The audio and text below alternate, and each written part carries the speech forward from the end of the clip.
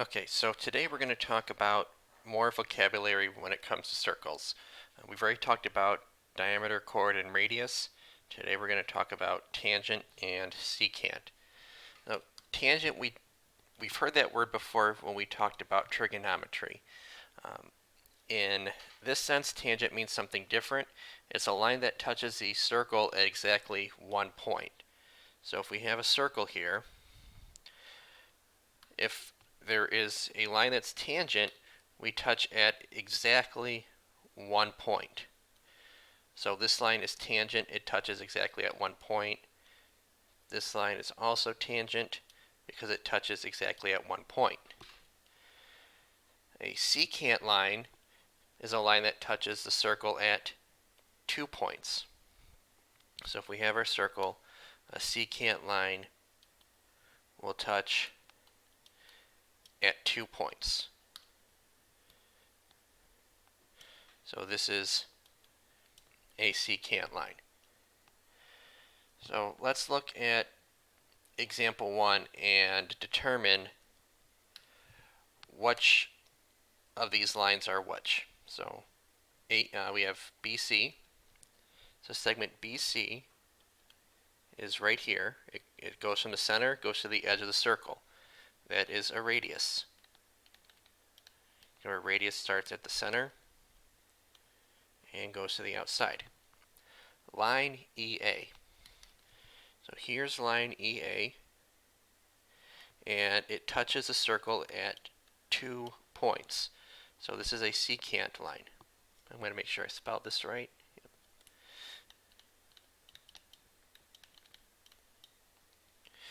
Then we have line DE. Okay, here's line DE.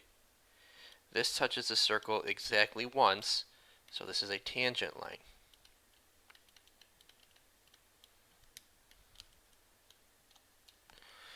Segment FA. FA, okay, that's this part right here. It was different than line EA because remember, a line goes in both directions forever. FA just goes from point A to point F. This is a chord.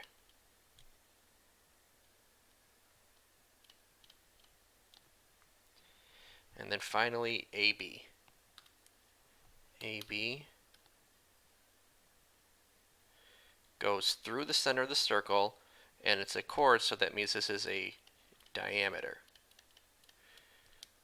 A diameter is a special type of chord that that goes to the center of the circle.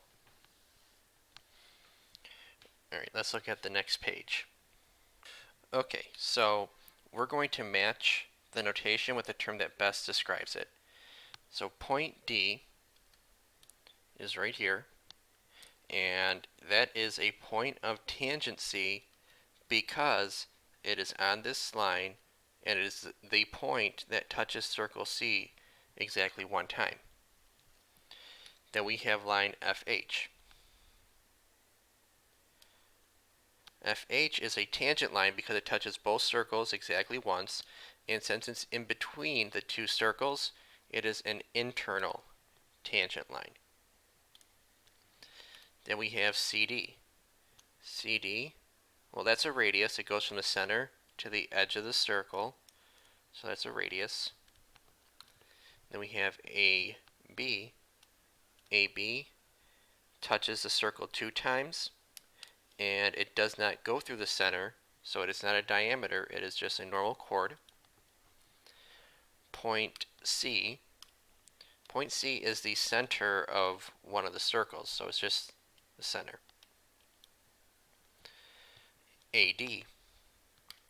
AD touches the circle at 2 points, and it goes through the center, so this is a diameter.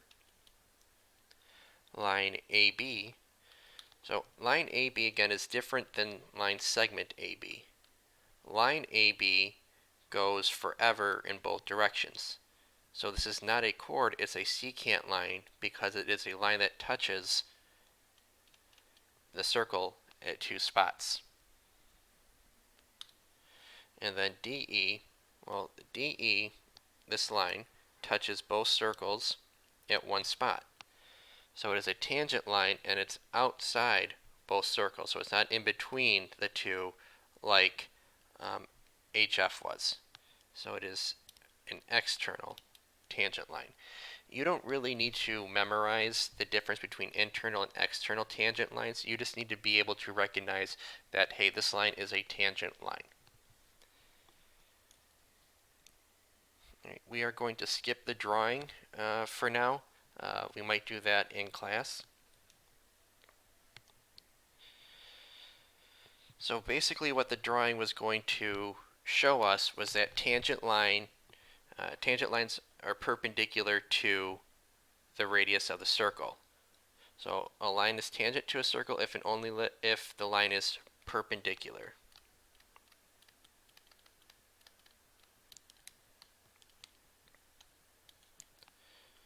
So at that point of tangency right here, we form a 90-degree angle with the radius. So now we can use that fact to help us with some Pythagorean theorem problems.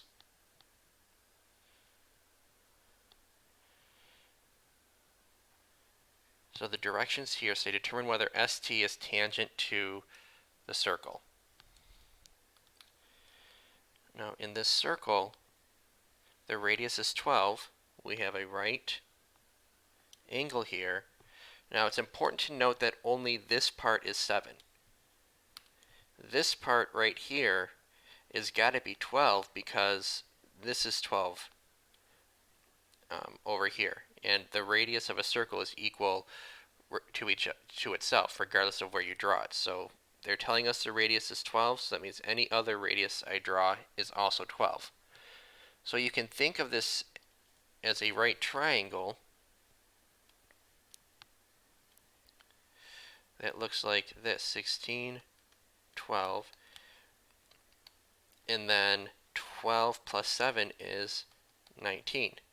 So what we need to do is use Pythagorean theorem. 12 squared plus 16 squared equals 19 squared. And see if this is true. If it's not true, then this is not a tangent line.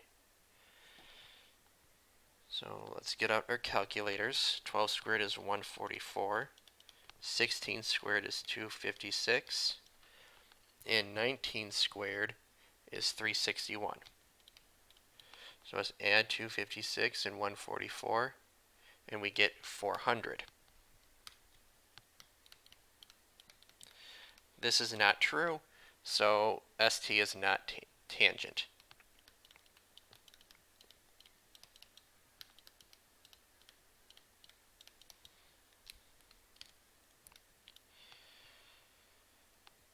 Okay, then in letter B, it's important to note that they're saying that this whole length is 26. So we don't have to do what we did in the previous problem with this 12 right here. They're telling us that the whole length is 26. So pause the video and see if you can try this one on your own. All right, let's see what you got. So 10 squared plus 24 squared equals 26 squared. So we get 100 plus 576 equals 26 squared is 676. So then we get 676 equals 676. That is true. So yes, ST is tangent.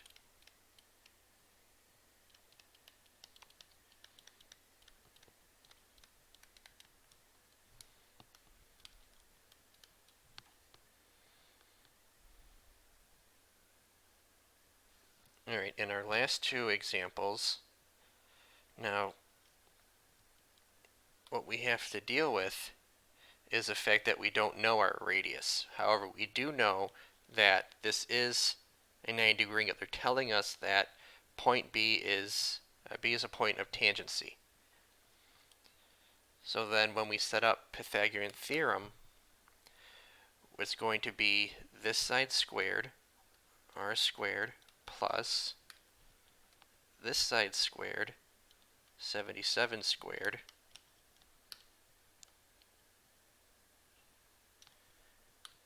equals this thing squared. Well, we don't know what r is, so what we have to do is say 49 plus r, that quantity is squared. Because the whole length of that side is going to be 49 plus r. So then we have to multiply this out. So r squared is just r squared plus 77 squared is 5,929. Now when it comes to this right here, it is not, if we were to say 49 plus r squared, it's not equal to 49 squared plus r squared. That is not true. Don't do that. That is the number one common mistake that you will see happen. Don't do that. If we were to say something like 5 squared, we know that's 25, but what that really means is 5 times 5. We multiplied whatever is being squared by itself. So in here, when it says 49 plus r squared, what that really means is 49 plus r times 49 plus r. And then we have to multiply that out. If you know how to FOIL, that's fine. That's the way I'm going to do it, or if you remember foiling from last year.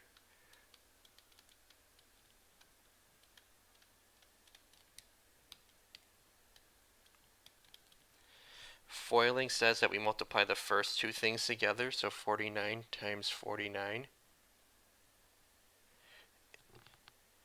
is 2,401. Then we multiply the outside things. 49 times r is 49r. The inside things, again, r times 49 is 49r. And then the last two things, r and r, which is r squared. And then we can combine our like terms. So we get r squared plus 5,924 equals 2,401 plus, we can combine these things. 49 plus 49 is 98r. It's important to realize that you do not combine these and say r squared plus r squared. So what I'm going to do is I'm going to subtract r squared from both sides. And I'm also going to subtract 2,401. R squared minus r squared, those go away. And then we are left with, on the left side, 3,528 equals, these are gone, 98r. So when we divide that by 98, we get 36. So 36 is equal to r. So yeah, this was a pretty involved process. So try letter B, pause the video and try it while looking at part A, and that should give you some help on how to solve part B. So go ahead, pause the video and try this. Okay, so check your answer and then look at my work. It doesn't matter if you wrote this as r plus 9 or 9 plus r squared, you would get the same answer. So hopefully you got that right. If not, maybe you can see where you missed a step or ask me.